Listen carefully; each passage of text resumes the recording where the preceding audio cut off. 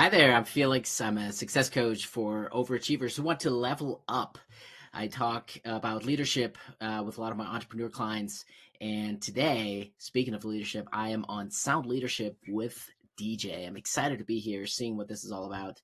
And I want to hear your story. So be sure to connect with me on LinkedIn or your favorite platform, and let's chat.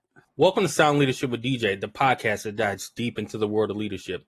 If you're passionate about learning from the brightest minds in the field, you're in the right place. In each episode, we embark on an inspiring journey alongside successful leaders, unraveling the secrets behind their accomplishments. From their early beginnings to their current roles, we'll explore the unique paths they've traveled to reach their present status. We'll dive deep into their biggest challenges and learn from their pivotal lessons and gain invaluable tips for inspiring leaders. Join us as we sit down today with Dr. Felix Boecker, widely recognized as a success coach, a seasoned leader with a diverse background in academia, medicine, the military. Felix brings a unique perspective shaped by his involvement in leadership, rank structure, and authority. With over 14 years in healthcare, including 5 years in long-term care administration, Felix currently serves as a success coach at Success Work LLC, specializing in shaping effective leaders through coaching. In this episode of Sound Leadership with DJ, Felix will share his insights into leadership development and how coaching can play a pivotal role in creating stronger and resilient leaders. Additionally, we'll explore some of the critical challenges within our current healthcare system, drawing on Felix's multi-dimensional expertise. Hey, Sound Leadership with DJ fam. We want you to stay connected with us and stay up to date, and you can do so by liking our social media pages. Join us on LinkedIn and YouTube at Sound Leadership with DJ, where we share updates and pivotal insights and behind-the-scenes glimpses of episodes just like this one. Hey, and don't forget, you can listen to us on your favorite podcast platform. Simply search Sound Leadership with DJ and hit that subscribe button to never miss an episode. So join us today as we dive into Felix's journey, exploring the intersection of leadership and coaching and the intricacies of the healthcare landscape. We want you to gain invaluable tips from Felix. So whether you're a seasoned leader looking to redefine your skills or a developing leader embarking on a leadership journey, Sound Leadership with DJ will have something for you. Welcome, Felix. How are you doing today? Well, DJ, thanks for having me. Like I said before, I'm feeling a little under the weather this weekend, but get my trusty cold medicine here, and I'm ready to rock and roll. Hey, man, you are the man, and I appreciate you for taking time out of your day to speak with me. I know you, like you said, you're feeling under the weather. You got your warm tea. You got all your remedies there. Before we dive in and we go into that, right, I mentioned you're an MD, so what does a doctor do when they have a cold, right? How do you treat yourself? How do you take care of yourself? Rest is best, as Daniel Tiger would say. Rest, lots of hydration are definitely the keys. I've been sleeping a lot this weekend, taking lots of naps, and really clearing my plate of everything else. Those are really the mainstays. If you think about it, a cold is, I don't even know if it's really a cold that I'm having. I'm just kind of drained, a little bit of congestion, but it's really just the exhaustion that's kicking my butt here today. It's almost a little bit like when I had mono back in college. I just want to go to bed and sleep. So yeah, caffeine, hydration, rest. It's interesting you say mono, and is mono known as the kissing disease? Yeah. Back in college? Okay, now. Right. Dr. Felix or Felix, how should we address you on this podcast? Oh, Felix is perfectly fine. I'm not a doctor today. You know what? I love that.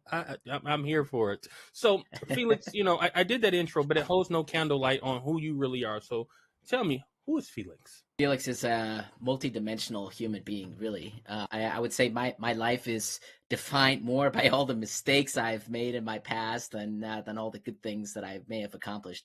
I'm somebody who's naturally curious. I'm looking for answers, and I want to make the world a better place. I come from a very pessimistic upbringing, and there's been a lot of negativity sprinkled in my upbringing, and trying to reverse those trends and finding a better path forward, not just for myself, but for everyone in my life has really been my challenge lately and my mission. So that's, I guess, a sort of a top level view of who I am, I guess.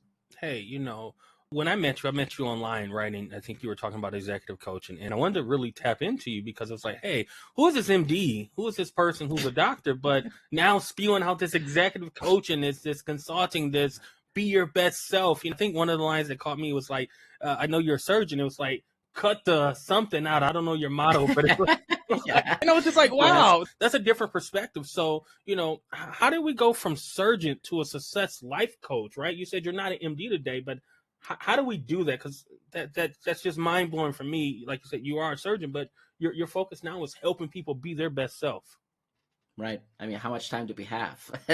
My story's long, and let's put it that way. I'll try to condense it as much as possible here for people. But yes, I'm actually a trained trauma surgeon by background. And when I was in St. Louis with the Air Force doing trauma surgery full time, I would say that's the best job I ever had, and also the worst job I ever had. Completely destroyed me physically, mentally, and emotionally. But it also, on the professional side, made me the surgeon that I am today. So professionally and from a technical ability, I learned a huge amount. But on the other hand, it tore me personally, my personal life completely apart. So I got divorced. My ex-wife moved back closer to her family, and we had kids. And so after my time in St. Louis kind of came to an end, and I would have loved to have stayed in St. Louis, but that wasn't an option. The university was going through some leadership changes, and they weren't really sure where to go, and they weren't really sure if they had a position for me. Otherwise, I might have stayed, actually. But I ended up moving to Toledo, Ohio, to be closer to my children. I didn't come here for a job. I really just came here for the children. Otherwise, I would say don't come to Toledo.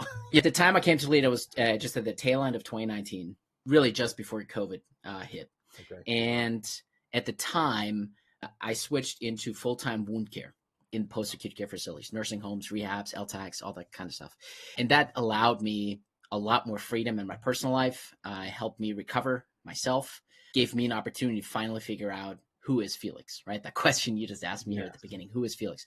A question that I had always really swept under the rug, to be honest with you. I was so focused on my medical career that everything else didn't matter. As a matter of fact, during my residency, I always joked I was cheating on my work by having an affair with my wife. Wow. So, I just spent so much time on my professional development that I didn't spend any time on my personal development. Now, you sprinkle in depression, suicidal thoughts, and then burnout with my career, and I was just lost in the void. I'm like, who am I? Why am I doing any of what I'm doing? What am I supposed to be doing here? So in the last few years, I went on my own personal development journey trying to figure out who is Felix.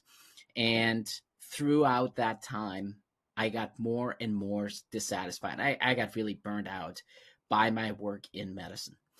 It was less about helping people as it was about driving profits into systems and insurance companies. 80% of my time was spent hacking away at a keyboard to make sure the documentation is up to par for billing, for legalities and whatnot. Yes. I wasn't spending time with people, and that really bothered me. And I don't see any short-term solutions to the problem. What I came to realize during that time was coaching. I discovered coaching. That was also somewhat fortuitous, I would say. Again, coming back to my pessimistic upbringing, I was always raised on the assumption that coaches were snake oil salesmen. They were swindlers, and who needs a coach anyways? And so when I was going through my own personal self-development journey, one of the questions I asked, what's my way out of medicine, right? How do I get out of that? Because it wasn't giving me the satisfaction and the meaning and the fulfillment in my work that I truly desired. And probably like most people who are looking for an exit strategy out of their employee position, I came across real estate. Within real estate, there's a large community called Bigger Pockets. They also had a podcast, and the host at the time was Brandon Turner, who is a multimillionaire of his own making with a real estate empire. He also lives in Hawaii, by the way. Wow. So on one of the episodes, Brandon was talking about his coach and how that coach has completely transformed his own mindset and his ability to succeed, find new opportunities, and just sort of untwist all the knots inside his brain.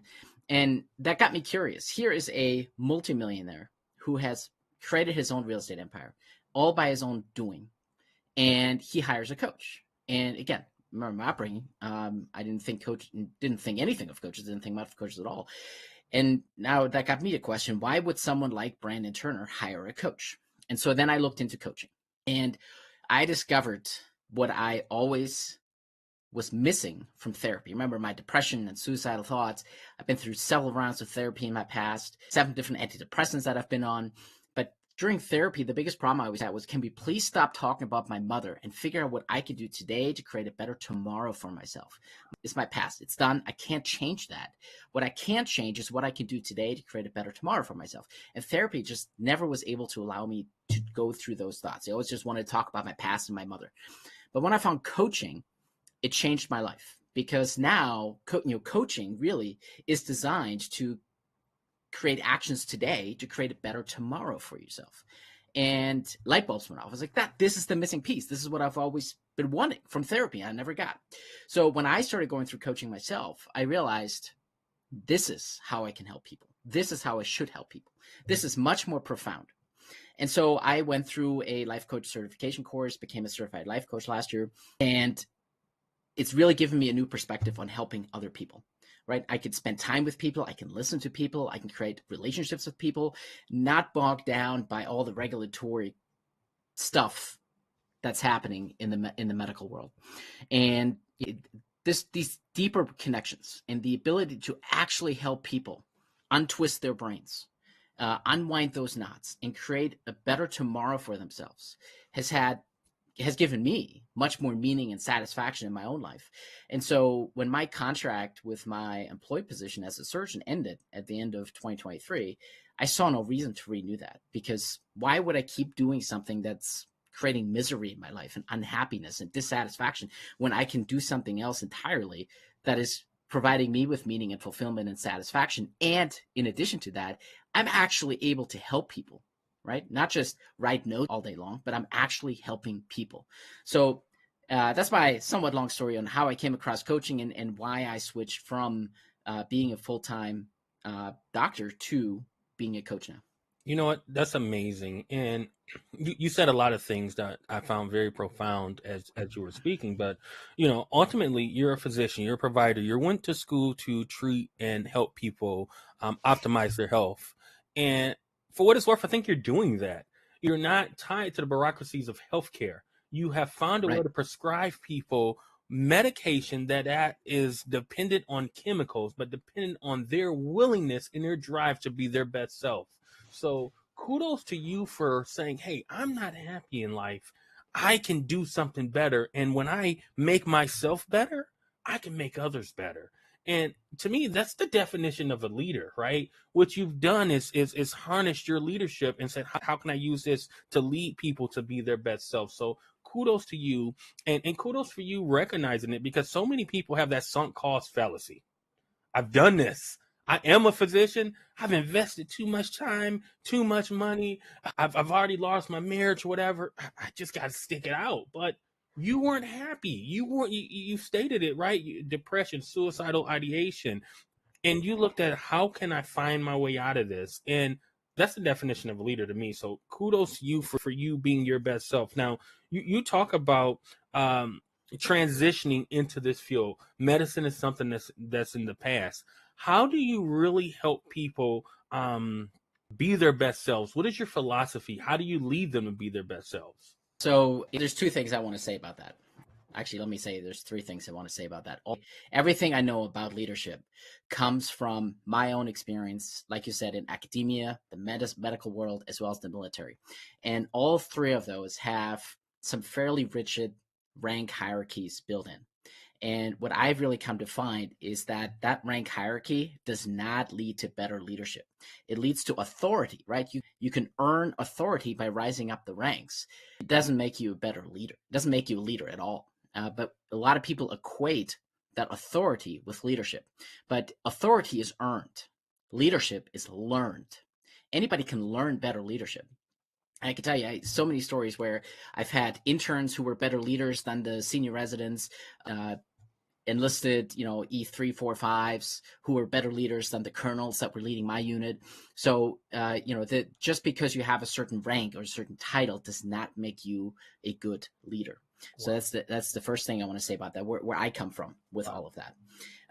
The second thing I will say is in my own personal development with individuals, I utilize some of my surgical training, if you will, even some of my military training, if you will.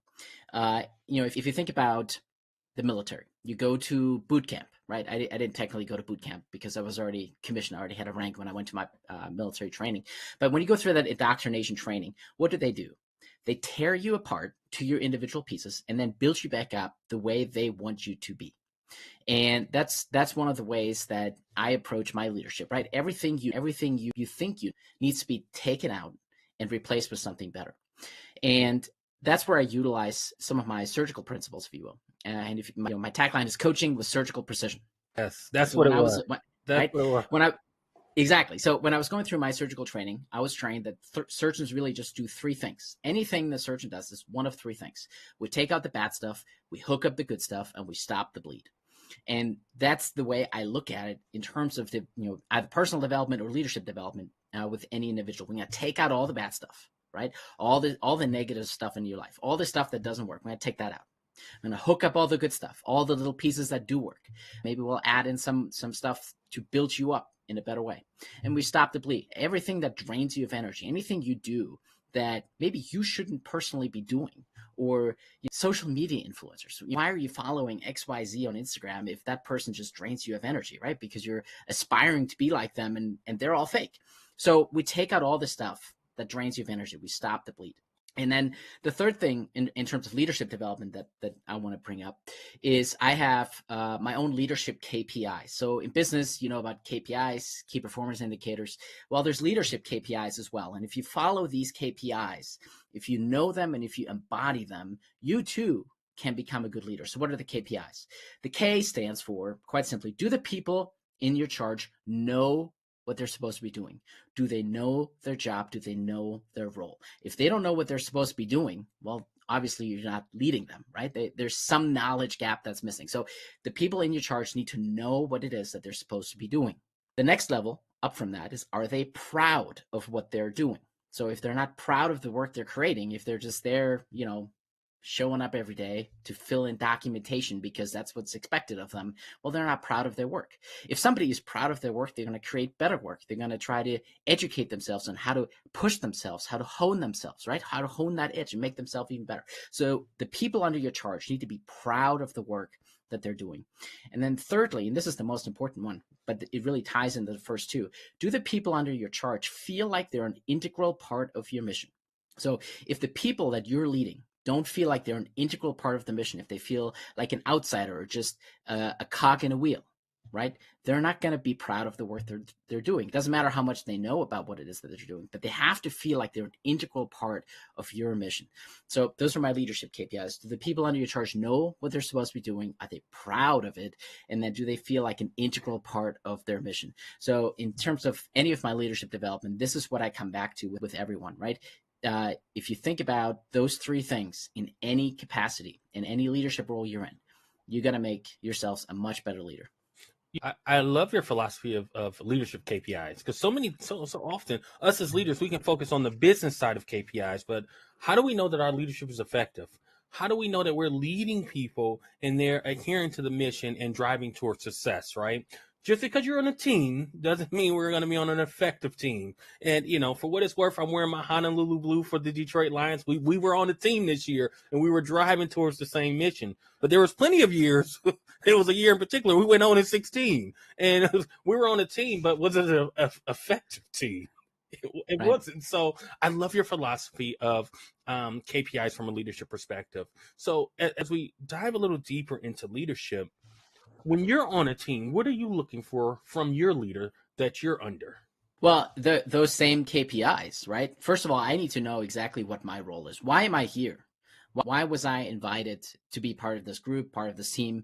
What is my role here, right? That's where it starts for me as the now being under somebody else's leadership.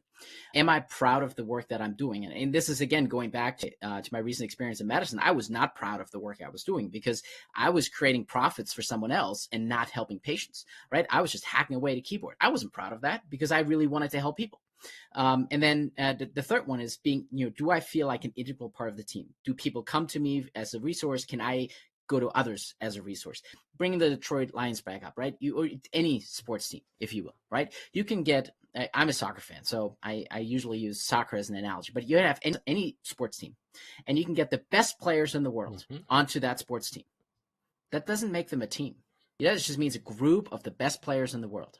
It's when they truly integrate with each other that they feel like they're all part of the same mission that the team succeeds. So it doesn't matter what the individual skills are. It's how all the people work together. And that's where the I comes from, right? Does everyone feel like they're an integral part of the team? I don't want to just be here for the sake of being here. I want to play my part. And I want to make sure that my part advances the mission, gets us to a level of success that we as a whole are looking for. We want to win. But how do we do that together? You know what? It's interesting that you said we can put the best players on the team and we just have a group. Yeah, I right. find that fascinating because you're 100% correct. We can put LeBron, we can put Kobe, we can put MJ, we can put Shaq, we can put whoever you want. Will Chamberlain, we can put anybody on the team. But you know what's going to lead that team to greatness? It's that coach. It's the person who's on the sidelines, knowing everybody's strengths and everyone's weaknesses and allowing that to play with each other to drive the team forward in success. And that's what success coaches are. That's what life planners are. That's what coaches are. I work as a professional coach. You work as a professional coach. And oftentimes when I hear people say when they reach out to me, and granted, they've reached out to me, it's, well, I don't feel I need that, or I feel like I'm where I need to be. And, I have my spiel as to why I think coaching is important. And I think you talked about it a little bit earlier, but let's dive deeper into what coaching is and how that's different than anything else. How that's different. I think you spoke about it from a different perspective that nobody has on this podcast has talked about it from a therapy perspective, right? We're not therapists. We're not. Right. We're not. You can prescribe, but my typical guest can't prescribe and diagnose, right? So we're not here to diagnose depression. We're not here to diagnose anxiety, bipolar, things like that. Once again, you're a little different. But my average guest, and for me as a professional coach, even as a registered nurse, I can't prescribe. But as a coach, I'm here to help you to be in reality. I'm not focusing as much on the past as you've talked about, right? What is the reality and how do we charter a course forward? And I'm sure that's what you do. So talk to us a little bit more about coaching versus therapy and what you do to help people move forward. The best way that's ever been described to me, and I love this little anecdote, a therapist will help you run, but a coach will help you win. It's the best way to describe the two disciplines, I think. Even going through my own personal experience with therapy, there's some ties to the past that some people have to let go before they can move forward into the future. But coaching really is future oriented. It's about figuring out today what you could do today, action oriented steps that you could do today to create a better tomorrow for yourself. It's, but you got to be free of your past. There's some people who need therapy. They're anchored to their past, whether that's through some kind of traumatic event or mental illness. But the therapy and coaching kind of go hand in hand for some of these people. Really, as a coach, coming back to the medical analogy, if you will, it's more like not a neurosurgeon. I'm not a neurosurgeon. I'm a trauma surgeon. I've had my finger in every orifice in the body, but I'm not a neurosurgeon. If anything, I'm a brain surgeon or a mindset surgeon, right? I'm here to help you untwist all the knots and twists and turns inside your brain. Get clarity on what it is that you're actually trying to achieve, and then create actionable steps that align with your vision to create that better future for yourself. That goes back to what I was saying earlier. Authority is earned. Leadership is learned, right? So just because you have authority does not mean you're a good leader. It's just you earned that title in some way, shape, or form. Just kind of like my medical degree, right? When I was going through medical school, there was, people always said P equals MD. As long as you pass, you're going to get that degree. And that's how a lot of us approach medical school. Just as long as we pass the test, we get the degree. And so now I have the degree and I have authority now, but that doesn't really mean I know how to use it. No, of course not. That's why we have to go into graduate training after medical school to specialize into our various disciplines and learn more about what it takes to be a surgeon, for example, or an internal medicine or a family doc. Because just because we finish medical school doesn't mean we actually know how to be doctors. Same thing with leadership, right? Just because you're in a position of authority does not mean you're a good leader. You still need to learn leadership. And the thing that you said about you setting yourself up for future success is so right. But the other thing you mentioned was so many people think they don't need the help of a coach, right? Oh, I got this. I could do this, right? And what I've come to find is, for one, the more I learn, the more or the less I know, right? The more I learn, the less I know, because there's so many things that I don't know about. I haven't had that experience. I have no idea what it means to be involved with certain situations or certain experiences. I've never been skydiving. I don't know what that means. I've seen some videos on it, but I don't know what it's really like to step out of a perfectly good airplane and fall to the earth. So that's an experience I know nothing about other than what other people have told me. So do I think I know anything about skydiving? Yeah, I know some things. Should I be the resident expert in skydiving? Absolutely not. So to say, "Oh, I don't need that. I think I got this," is a bit of you're kind of limiting yourself. You're truly limiting yourself from reaching that higher potential. And I know from my own personal experience, again, I went into coaching with a very negative mindset, right? I'm like, why am I here? What am I doing? Like, can you really help me with? And what I've come to find is going through coaching myself exponentially accelerated my growth. Exponentially. The thing, could I have done all of that myself? Yeah, sure. Probably would have taken me 10, 15 years on my own. But what I did in just 6 months Yeah. with a good coach, again, could have taken me 10 or 15 years on my own. Could I have done it on my own? Absolutely. But why waste all that time if I can accelerate that and then spend my time doing other things and maybe doing other things better as a result of that experience? Something that you just stated, right, is you had an effective coach. And I'm sure you see everybody's calling themselves a coach nowadays. You give one bit of advice, I'm a coach. Right? One bit, but to you, what makes an effective coach? Obviously, you have your KPIs for leaders, but when one is shopping around for a coach, somebody to help them, cut out the bad stuff, hook out the good stuff, and stop the bleed, what should they be looking for when they're talking to a coach? How do they know, I'm not just some snake oil salesman as you've talked about? Uh, I've been asked that question a few times, not just on your podcast, on other podcasts, online. Been on various discussions with that. And I will give you the same answer I have given everyone else, because I think this is really what makes a good coach, what makes a great coach. And that is quite simply a 4-letter word called love. Love. That's it. A great coach embodies love, a love for other people, a love to want to help other people, a love to want to know other people, to be curious about other people, to really want to get to know other people, but also a love that wants to push other people enough to make them better. So my answer to your question is quite simply a 4-letter word. What makes a great coach? Love. I think that's key. So anytime I'm talking to a potential client, it's not about the sale. It's about getting to know them and seeing if it's a right. Because as I tell people, this is a partnership. I'm investing in you in your future. I want to see you win. So they talk to me and say, well, it's different. And the last person was just so busy pushing packages and all of this.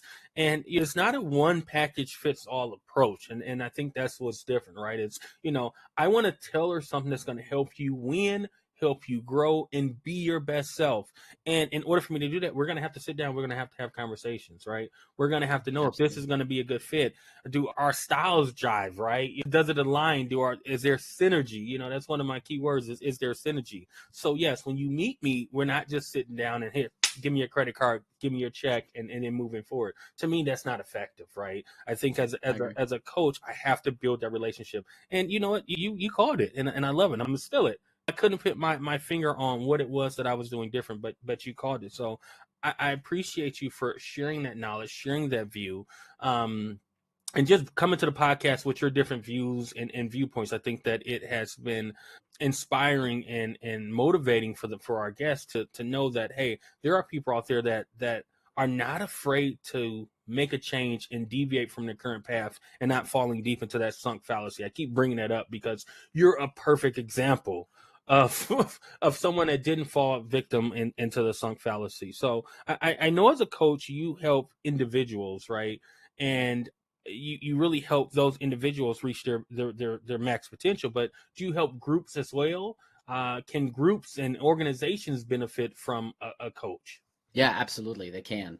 I have not personally yet done group coaching. I am totally open to that. And I have put together, coming back to the packages you mentioned, I too have put together some packages. I don't think that everybody fits into the packages. The same thing with medicine, right? You come into to the doctor's office or the ER. If you don't fit into a certain box, they don't know what to do with you. That's not how I approach my coaching practice, right? The packages that I have there's really two reasons for that. One is advertising. people love to have something concrete to get on Definitely. off on, right? So Definitely. they're advertising tools for the most part. Outside of that, if anything, there may be some guides or some bits and pieces that I will use in my individual approach.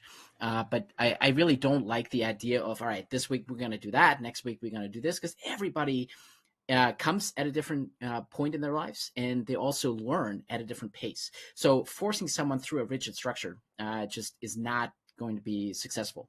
But as part of all these packages, I have always developed them, not just for individuals. I've also developed a back end for them for groups as well. So if something were to come up where I would be asked to participate in some group coaching based on certain topics, I have that content available and ready to go. But to truth be told, that opportunity has not come up. But I'm still a fairly new coach. I just started my own coaching journey about a year ago, so Yeah. I'm still very early on. I do like the idea of group coaching. Yeah.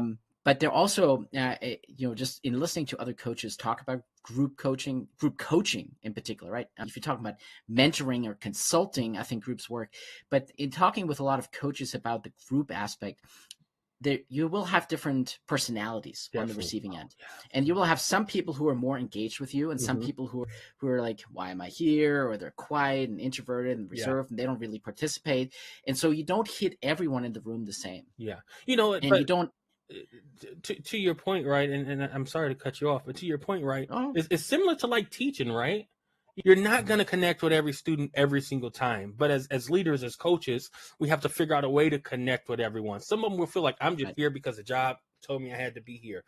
To your point, some are going to be engaged, and I think as a coach, right, that's where it is our job to figure out why we were hired by the client, and oftentimes it's why they say they're bringing you on board versus why they're actually bringing you on board is two different things. But then figuring out a way, and I think it goes back to how we learn, right? Not everybody learns from somebody standing up there. Not everybody learns from a PowerPoint. Some people learn by doing, Right. right? Everybody learns differently, and I think that's what's important as a coach. So to your point, right? Not you may not connect with everyone, but I think as a coach, we're thinking about how we can potentially connect with everyone. Absolutely. So you've taken your successes throughout your career and you started your own company, your own brand. And I see the success work behind you. You have a website and things. Can you talk about what you're doing with your own brand and where you're going as a coach?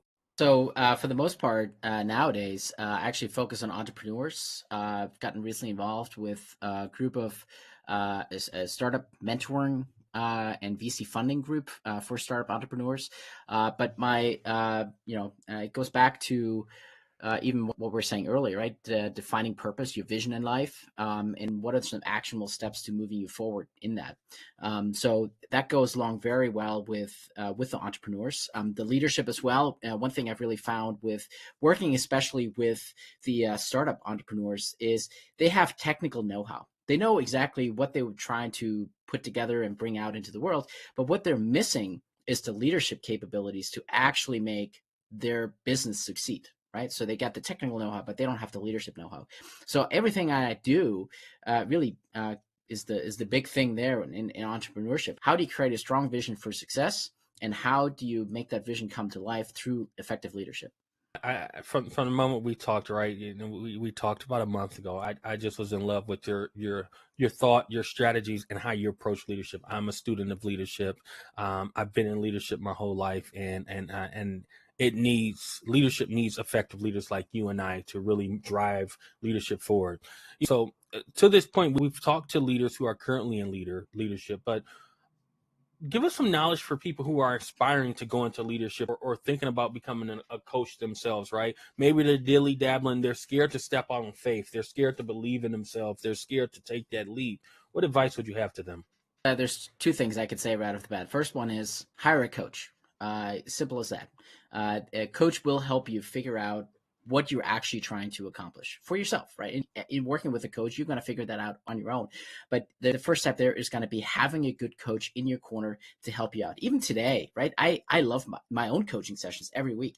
Even in my business now, there's still things that come up where I'm like, do I want to do this? Do I want to do that? Or what if I go down that route? And I just don't have any clarity on that. And I can think myself into a corner, but how do I get myself to turn around and see the room as a whole? Through a coach. So first step is going to be find a coach you resonate with, a coach that can push you and untwist your mind, so that you can have clarity about what it is that you're actually trying to do. There's no question about that. That's the most important step. Hire a coach. And if you think about it, the big names out there, right?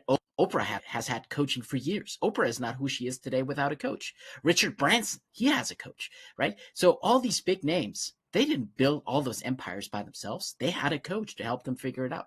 So step one is hire a coach. And step two, obviously get familiar with the leadership KPIs and try to embody them in every relationship you have. Leadership isn't just in the business world, right? It's not just because you have a title, all of a sudden you're a leader. Ooh. Leadership is also what we're doing here right now, right, DJ? It's you and I. It's being a home. As a parent, you're a leader, right? As a spouse, as a partner, you're a leader. So every human relationship requires leadership. And so to get really intimately familiar with just the basics, right? The KPIs are just where you start. That's just the very basics, and then we build on that.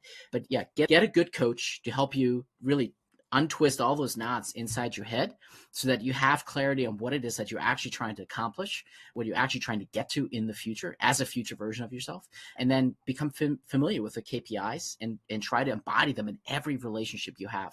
Man, Felix, continuously dropping golden nuggets for people, and I appreciate that. And I think it's important for people to be able to connect with you, learn more from you. So how can my viewers connect with you? I know you host a podcast. Tell us more about your podcast and how they can connect with you.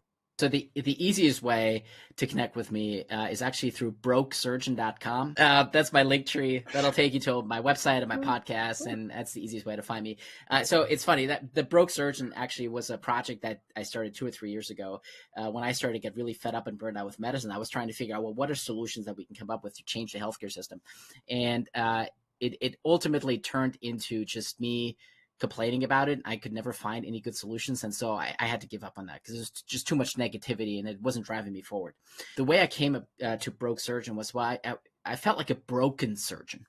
But it was also right around the time that the word woke was very popular. And so I combined woke with broken. And so that's where Broke Surgeon came from. I still have the domain from that project years ago. So it just goes it takes you to my link tree. You can link out to my website, my LinkedIn, YouTube, podcast, and whatnot. The podcast is a combination of things. There's my solo episodes where I talk about all these leadership things. What does it take to be a good leader? Mindset, how to boost up your mindset. But remember, I come from a negative mindset about what coaches are. And I didn't know what coaches were, who they were, and what they did.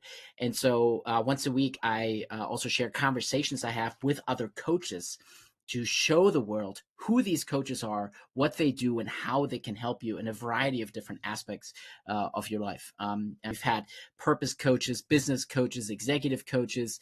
Jess Berry was fantastic. She's a victory coach. She has a history of sexual abuse herself, and now she helps other victims of sexual abuse move forward with their lives. And I've got a whole bunch of other conversations that are still, in the queue, waiting to be edited and released to the world. So the idea behind the conversations is, again, to show who these coaches are, what they do, and how they can help you.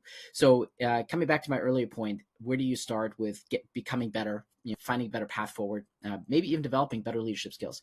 The podcast is a great place because I introduce you to other coaches. And if I'm not the guy that resonates with you, or if DJ doesn't resonate with you and you don't want to hire either one of us, like I said, there's plenty of other coaches that I introduce you to on my podcast and with contact information. So if there's someone else out there who resonates more with you, by all means, reach out to them. We're all here to make the world a better place. Yeah. We want to help you win. We want to help you succeed, but we need to be the right match. And that's one of the key things about leadership, right, is the selflessness, right? And what you just stated, right, you're going to expose people to other coaches, other leaders in the field. So if I'm not the right person, let me help you find somebody that is the right person. And I think that highlights who you are as a person, right? You're not just gatekeeping and saying, no, it's just me. You can't talk to anybody else. No, you're bringing on other people for your guests, your podcast viewers to resonate with. So kudos to you. And I'm looking at your most recent one, Goals Are BS. And just the title that draws you in. So please check out Felix. Doctor, I appreciate you for coming on the podcast. I think this took me a little second to not get used to saying doctor, because anytime I'm talking to a provider, I'm used to saying doctor. But, I appreciate your open and candidness. I just appreciate you for coming on and really just being vulnerable and talking about your past and how you got to where you are currently. And it starts with, like you say, knowing your past, but also not focusing on that, focusing on what's the reality, right? I'm going through a divorce. I'm moving to Ohio. I wouldn't recommend that to anyone. But so, Yes. you were vulnerable, you were open, and most importantly, you was honest. And that's what I look for in a leader. Somebody who's vulnerable, open, and honest. You got those three qualities from me, you got me. We can charter this together. We can move forward. It's when you're not vulnerable, when it's just I'm gonna tell you how it is, and you're not, there's no dialogue back and forth. When you're not open, once again, I can't come to you with my problems. I can't voice my concerns. This is just strictly a business relationship. And when you're not honest, when you're deceptive, that doesn't work for me as a leader. So those are my core things that I look for in a leader. And Felix has shared what he's looked for as a leader. Coming to an end, you had those leadership KPIs. Sum those up for us one more time. I'll display them on the screen. Absolutely. And I have actually coming back to the podcast, I do have a full episode on that. So if you want to dive a little bit more into that, that's what they are. But the K, do your people know their job? Do they know what they're supposed to be doing? P, are they proud of their job, right? Are they proud of the work? Are they proud of the output they're generating? And I, do they feel like they're an integral part of your mission? Felix, thank you. I can't thank you enough. Thank you for coming on Sound Leadership with DJ. Thank you to the guests for joining us here on Sound Leadership with DJ. We really hope that you gain valuable insights and inspiration from our conversation with Felix today. If you've enjoyed this episode, we encourage you to like and follow our social media pages for more great content. You can find us on YouTube and LinkedIn at Sound Leadership with DJ. Also, don't forget you can tune into our podcast on your favorite platform, including Alexa, Apple Music, iHeartRadio, and so much more. Simply search Sound Leadership with DJ and hit that subscribe button to stay up to date on our latest episodes. Remember, leadership is a journey, not a destination. Keep striving and learning to grow and never give up on your goals. From everyone here at Sound Leadership with DJ, we wish you all the success and hope that you will join us here soon for more great discussions on Sound Leadership with DJ.